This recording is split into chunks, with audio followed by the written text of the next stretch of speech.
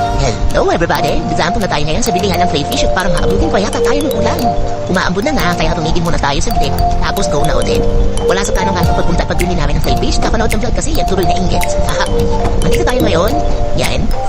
Sa daan papunta sa location ng ating bilihan ng crayfish. Yan. Wala ka rin kahit na ano. Niraga, prepared promise. Pero basta bahala niya. Kung ano lumabas sa plano, ay hindi na. Ayan. Nandito na nga tayo sa location kung saan nakikita natin na nakatapan sila. Tapos, ayan. Ito ay makikita natin na nakarapan din ha. Ito yung kanilang feeders. Ito naman yung ratings. Ayan, nakikita natin dyan. Eh, yung mga feeders nila na may laki na 5 to 6 inch po. Ayan.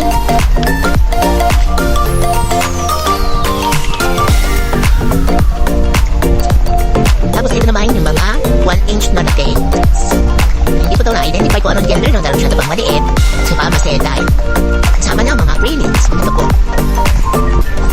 Tapos, ito yung nabili namin na may sukat na 3 inch. Apat na pares yung bibili namin. Pang simula. Yan lamang po muna. Maraming salamat. Bye-bye!